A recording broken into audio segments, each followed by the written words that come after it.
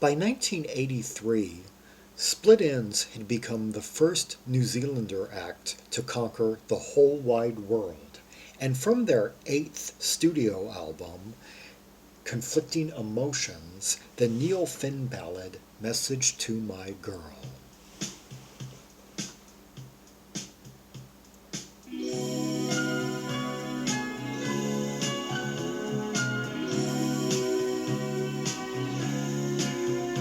Those synthesizers have such a pastel tone to them that it just beautifully meshes along as the those light cocktail piano notes just float above them.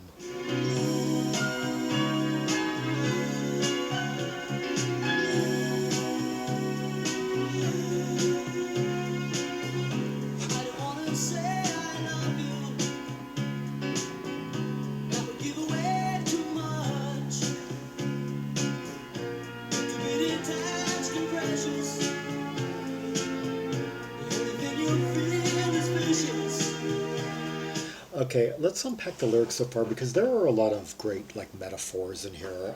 Very pointed, like romantic metaphors. I don't want to say I love you. That would give away too much. It's hip to be detached and precious.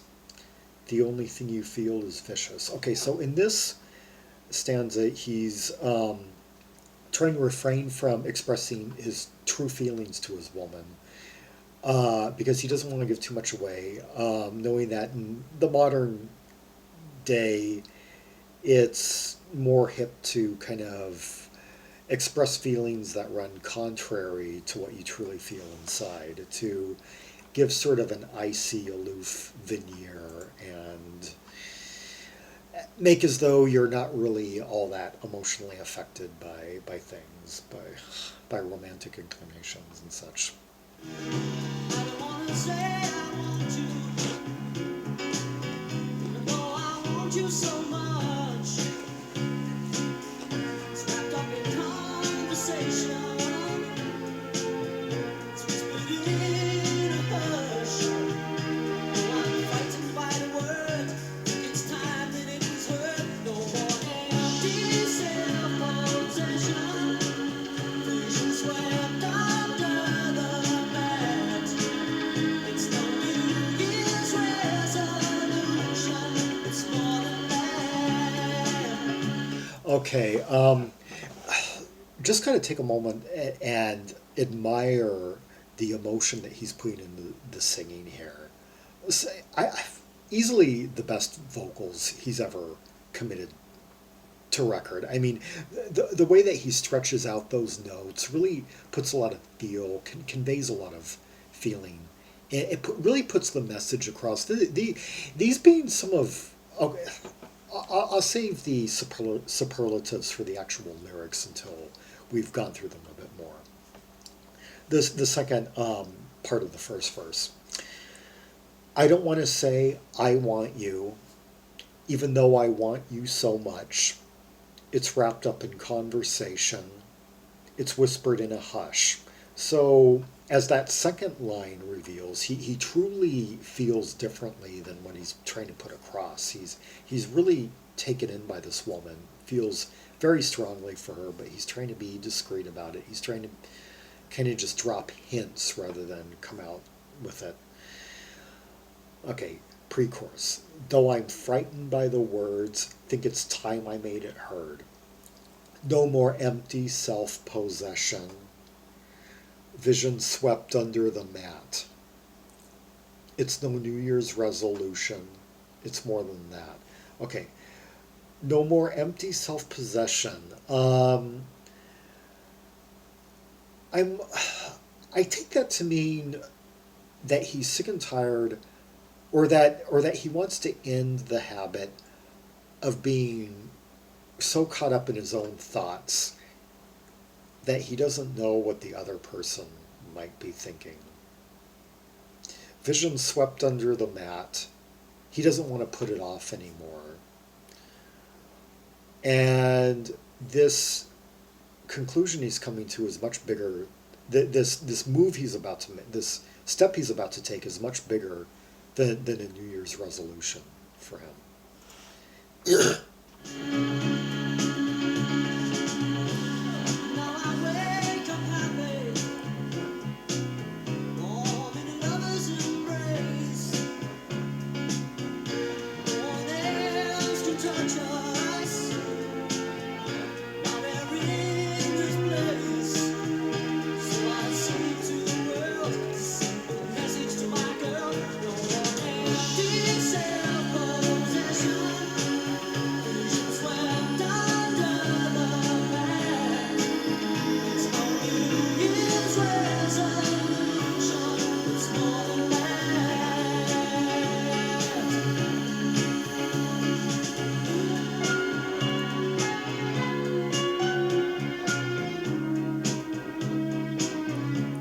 Structurally, I really have to admire the way that we've got this very lush, very pastel arrangement and like slow, soft, open cadence structure, and and yet what really makes this song, what really gives it that X factor, is Neil Finn's vocals.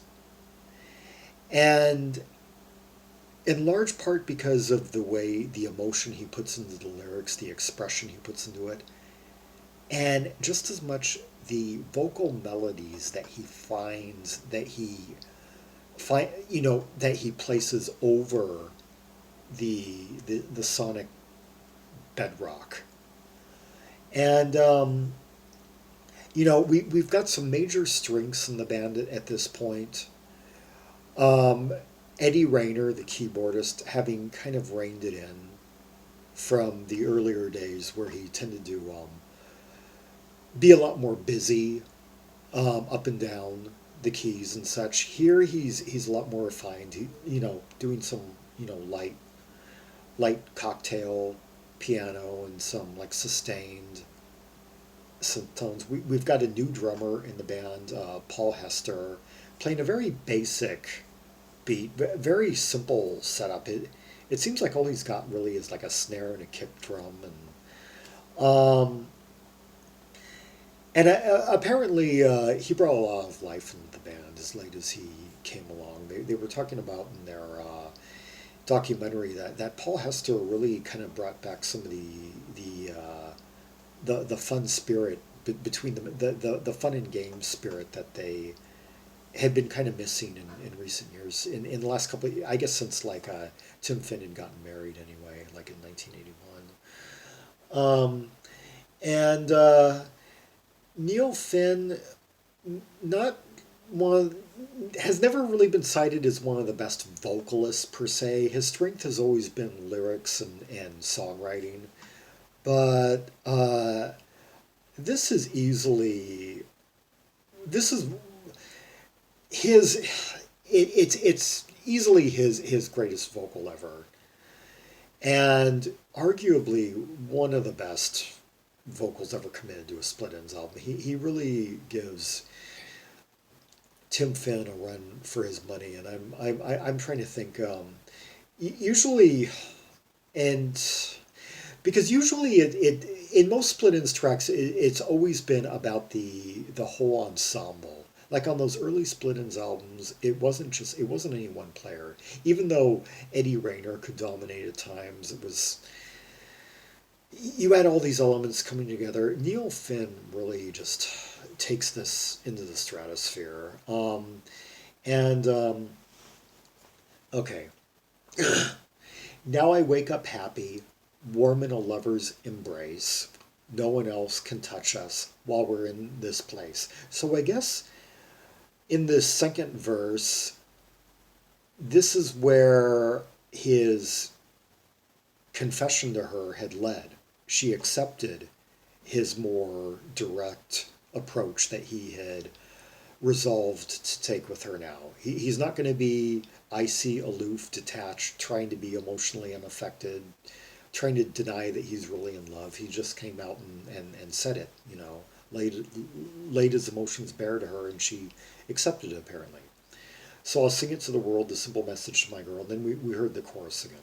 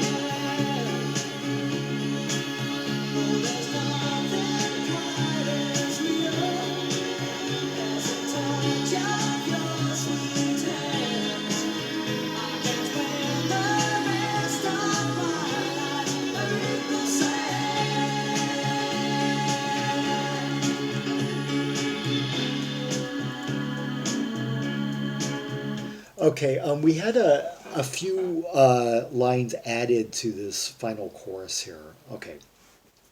To recap the choruses we've heard already.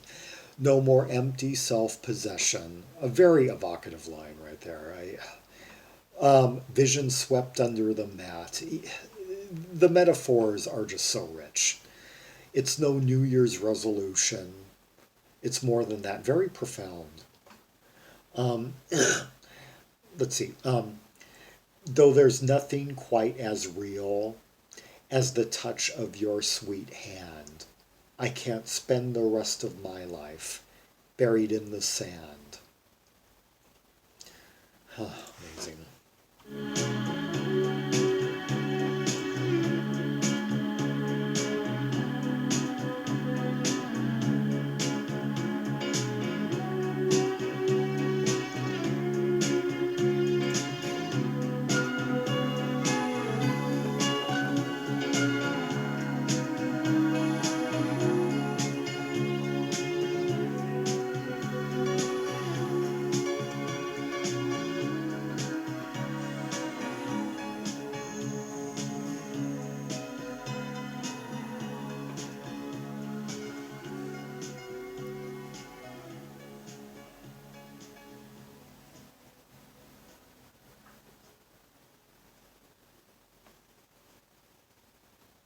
Was Tim Finn even present on this track? I should check the credits on this one.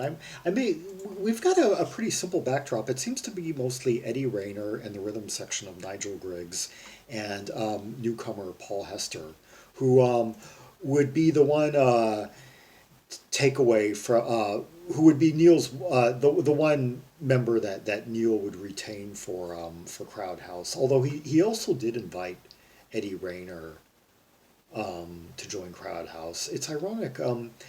Eddie Rayner was devastated by the breakup of Split Enz, but he turned down the invitation to join Crowd House, and then regretted that decision like 18 months later or so when the band hit pay dirt in America. Something that had kind of always eluded Split Enz. They never quite broke the American market.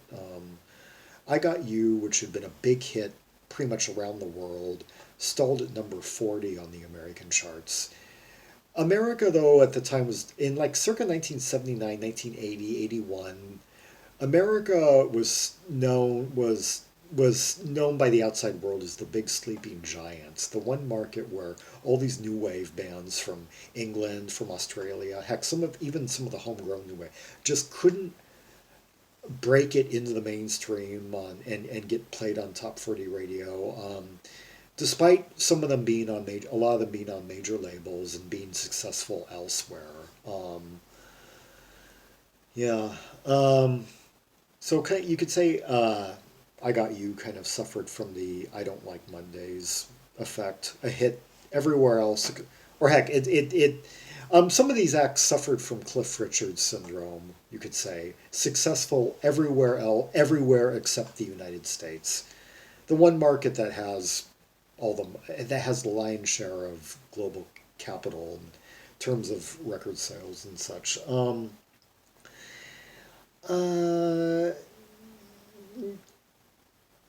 Personnel, no, Tim Finn doesn't do anything on this track. Yeah, I was thinking um, oh, Paul Hester doesn't drum on this one, even though he is in the video. It says Ricky Fataar drums, and Noel Crombie does a little bit, but he always just kind of did a little bit. Oftentimes, I've always kind of assumed that Noel Crombie's more of a performer, more of a pantomime for the band, particularly in the early days. I've always assumed though that the most I've really ever heard Noel Crombie has been the spoon solo on "The Woman Who Loves You," and he, I guess, drums. I guess he holds the drum kit on the Time and Tide album because they were between. That was after Malcolm Green had left and before Paul Hester. I guess Paul Hester joined after this was. I guess he joined for the tour and played on "See You Around." Because I have to say, the drumming on this is not all that impressive. I'm thinking Paul Hester is a better drummer than what they had here, or else why would they have invited him in the band? Personality aside, but despite that, despite the somewhat arguably, I'm not going to say rote because it's serviceable, um, but it doesn't let the song down nonetheless. Let's just say the drum set sounded very, very simple and rudimentary. It doesn't bring the song down nonetheless. It's very much just kind of a very minimal, very lush yet minimal uh, 3-man show, 3.5-man show. Yeah, between Neil Finn, Eddie Rayner, and then Nigel Griggs, and then non-member Ricky Fataar. Yeah, Neil Finn, definitely a very lyrical songwriter who had a knack for romantic metaphor. Going as far back as, say, Carried Away, which appeared on Frenzy. Uh, Very kind of epic, dense song within a song. And up through some of the numbers on like Waiata and onward. And there were a lot of split ends. So you know, in the when I was doing that video to the Fleetwood Mac song, "Only Over You," the Chrissy McVie song on the Mirage album, which I wasn't able to share on YouTube.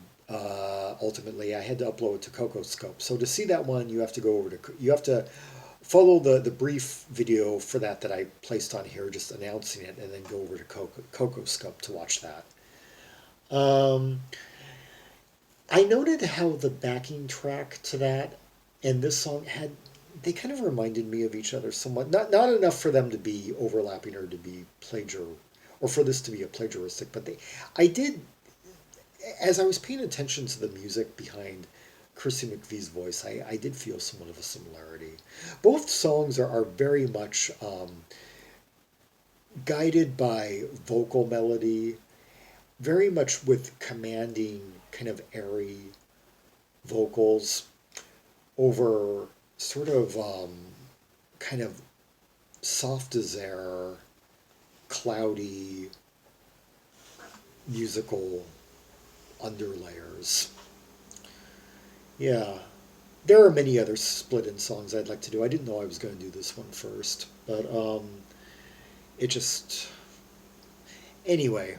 I'll do. I was thinking I was going to save some of them for when I go through the period, the time of year where I tend to look a little bit younger because split ends kind of bring that side of me out. I mean, they were my biggest influence on me, both visually and otherwise, when I was in my teens and early 20s. And I was thinking maybe I should save some of those songs for when I'm shaved. And there are a lot of like I was like a few weeks ago I was going to do one on walking through the ruined ships, that sequence, or I was going to do Carried Away, or I was going to do Without a Doubt, or Yeah, there are many I'd like to do, like on second thoughts. Dysrhythmia, Frenzy, Waiata, then yeah. But that's all for the future to be spread out over time. Yeah. As a matter of fact, when I was growing up till about through my late 20s anyway, back when I was still could describe myself as a fan of anyone, before I kind of went above and beyond where I could really call myself a fan of anyone anymore, because I was just absorbing way too much, and just had to take more of an omniscient role toward music of the 70s and 80s, and just see everything kind of objectively.